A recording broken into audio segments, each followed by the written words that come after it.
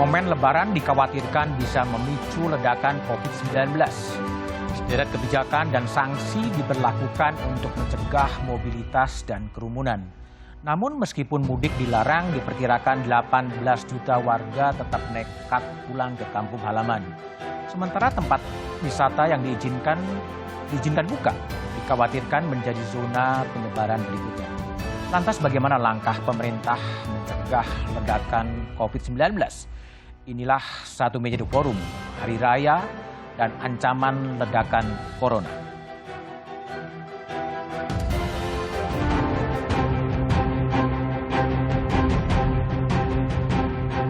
Saya betul-betul masih khawatir mengenai mudik di Hari Raya Idul Fitri yang akan datang. Tapi saya meyakini apabila mengenai disiplin protokol kesehatan, saya yakin kenaikannya tidak seperti tahun lalu 93%.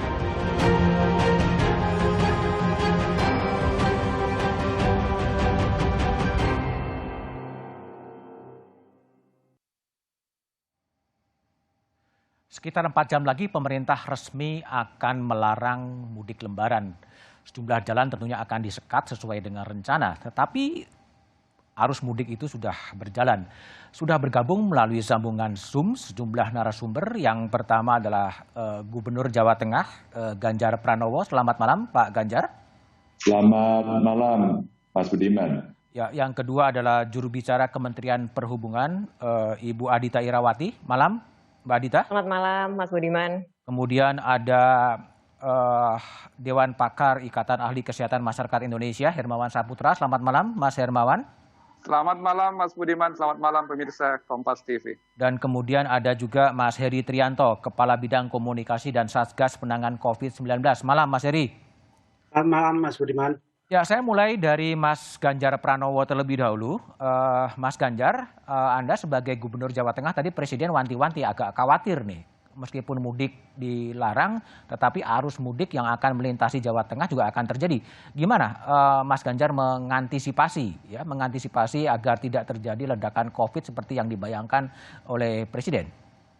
Ada beberapa tahap. Yang pertama, Mas Budiman, saya coba komunikasi dengan beberapa gubernur. Para sekda se-Jawa juga sudah komunikasi untuk menyiapkan.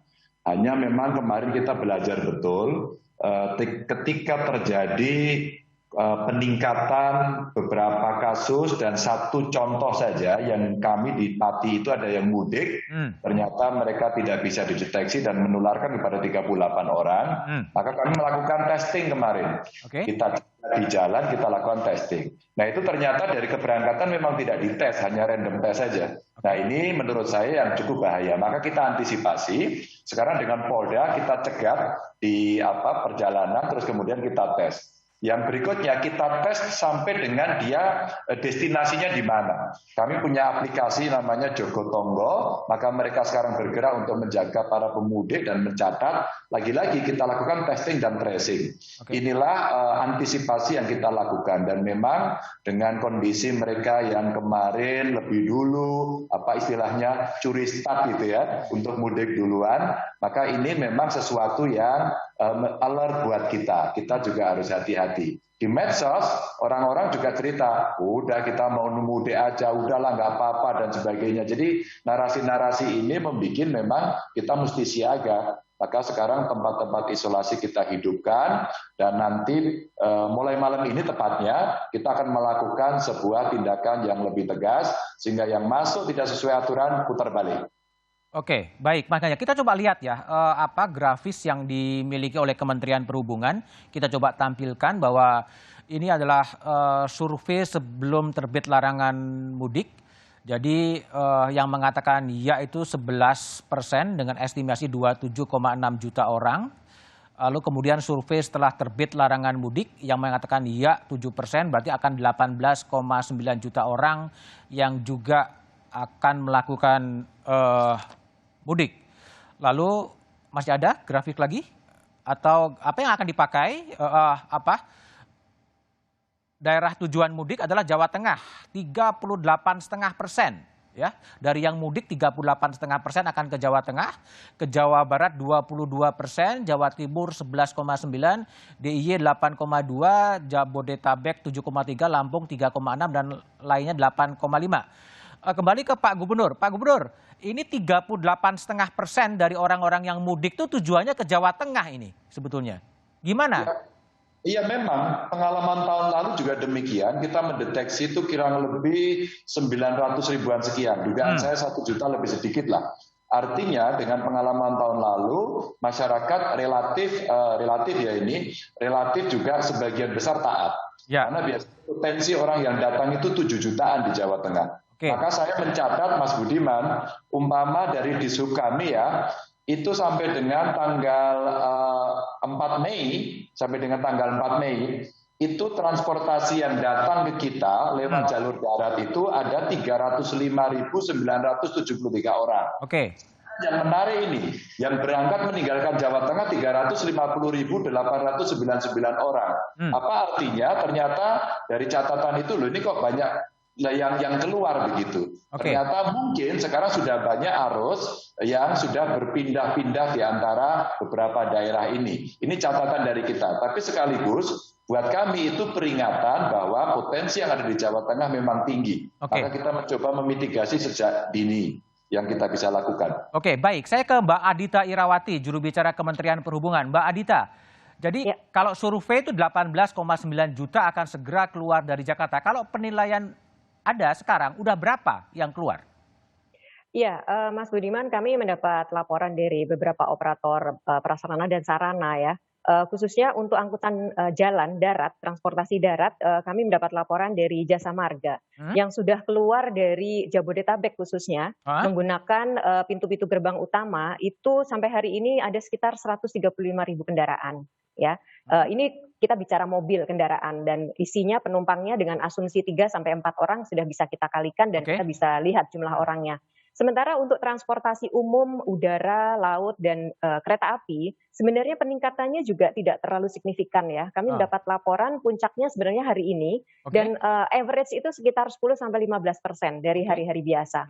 Jadi kami melihat bahwa sebenarnya angkanya memang akan lebih kecil daripada hasil survei ya. Gitu. Dan kita juga berharap ini makin mengecil karena sejak survei dilakukan sampai dengan masa pelarangan ini kita intensif sekali melakukan edukasi kepada masyarakat ya mengenai bahaya mudik dan mengapa mudik itu dilarang.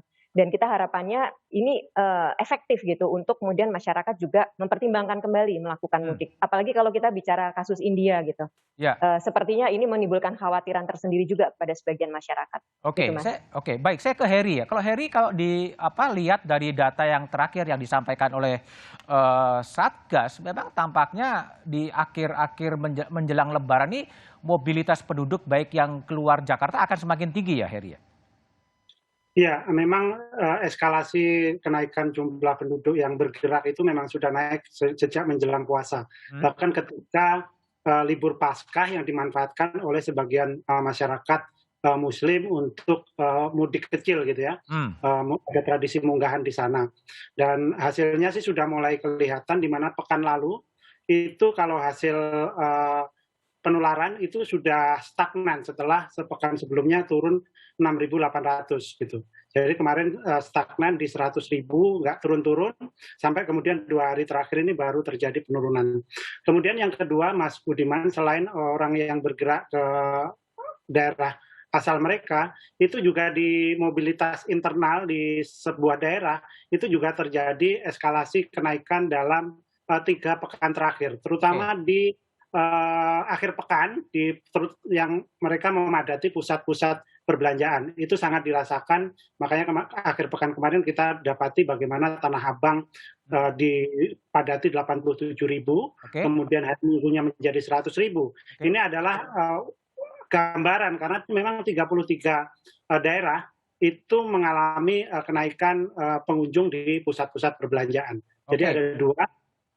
Ya baik Heri, saya udah bergabung bersama saya Wakil Gubernur Jakarta Ahmad Riza Patria. Selamat malam Pak Riza.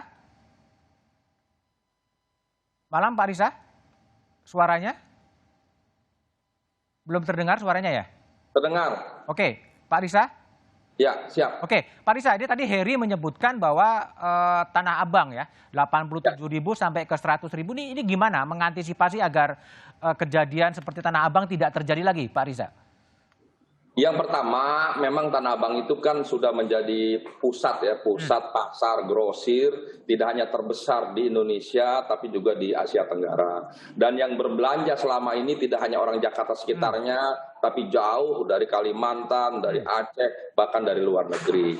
Yang ketiga, memang karena setiap tahun selama ini memang menjelang Lebaran, bulan puasa apalagi itu memang terjadi peningkatan. Yang keempat, terlebih ya tahun-tahun sebelumnya sudah ditutup, juga ada pandemi. Tahun ini juga demikian. Nah, tahun ini kan sudah hampir masuk 1 tahun. Jadi keinginan orang untuk belanja itu sudah sulit dibendung. Ya. Nah, jadi apa yang kami lakukan, memang ada peningkatan tadi dari 35 sampai 87 bahkan sampai 100.000 di hari Minggu. Ya karena ditambah lagi di akhir kemarin itu kan akhir bulan sudah gajian, sudah dapat uang gajian, dapat THR, mau pulang kampung, jadi akumulasi semua menimbulkan peningkatan interaksi, keinginan belanja yang memang sulit dibendung. Namun demikian akhirnya kemarin Pak Gubernur, Pak Kapolda, Pak Pangdam langsung turun mengambil kebijakan di tempat, mengatur airflow-nya, arusnya, keluar masuknya, kemudian interaksinya, bahkan melakukan pembatasan pintu masuk, pintu keluar, dihadirkan aparat tidak kurang dari hampir 2.500, kemudian juga mengatur bus, mengatur kereta, di halte-halte mana bisa berhenti, tidak berhenti, jam-jamnya sedemikian diatur untuk mengurangi. Memang kita baru lihat dampaknya seminggu ke depan, apakah ada klaster. Oke, Tanah Abang. Ada klaster Tanah Abang, mudah-mudahan hasil kerja keras kemarin semua pihak bisa tidak menimbulkan klaster pasar Tanah Abang. Oke, baik Pak Risa Patria. Saya ke Pak Hermawan Saputra. Pak Hermawan, kalau lihat tadi ya, kalau lihat fenomena di Tanah Abang dan juga di sejumlah mal yang terjadi kerumunan dalam jumlah besar, apa kekhawatiran Anda sebagai seorang ahli kesehatan masyarakat?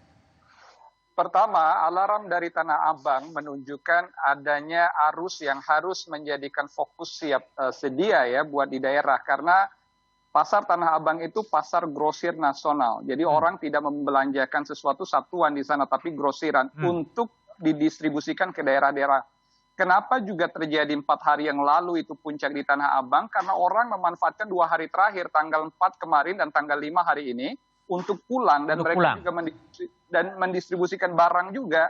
Jadi ini menandakan H-6 hingga H-3 nanti sebelum Lebaran akan terjadi ledakan-ledakan di pasar-pasar di daerah-daerah berkaitan dengan orang-orang yang akan membeli pakaian baru misalnya.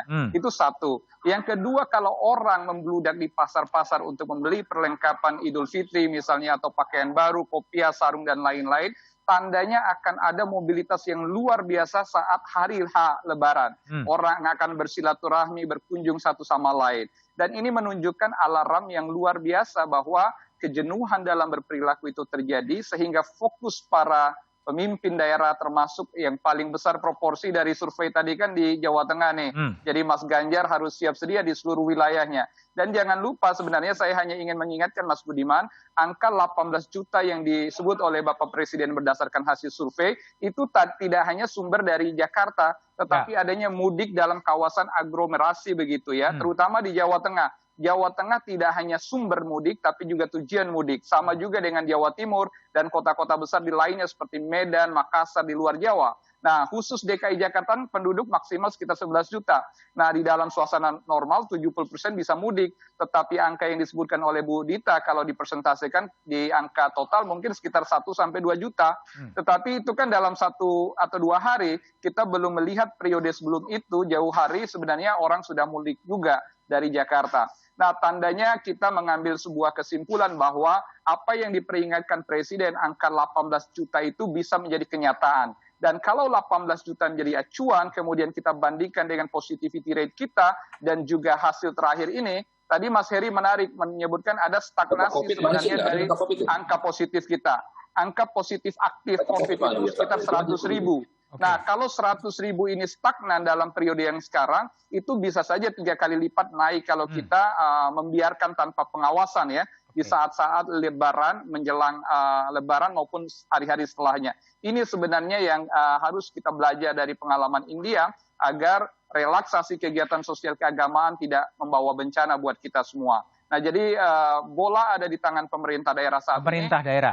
Pemerintah daerah, hemat saya harus dilakukan sistematik random testing. Sebenarnya, sebuah daerah itu bisa bekerja sama dengan paguyuban para masyarakatnya di rantauan. Mereka bisa mengestimasi sebenarnya di daerah itu titik-titik mana atau kecamatan kampung mana yang sebenarnya perantaunya itu banyak yang mudik. Nah, di saat itu sudah dilakukan random testing supaya faktor resiko mulai dari mobilitasnya sampai kejadian yang tidak diinginkan itu betul-betul bisa diukur, diestimasi, sehingga health system capacity juga harus mampu disiapkan bila terjadi hal-hal yang tidak diinginkan. Oke, baik Pak Hermawan. Jadi Pak Ganjar, jadi kalau mengikuti Mas Hermawan adalah sebenarnya kuncinya di daerah ya.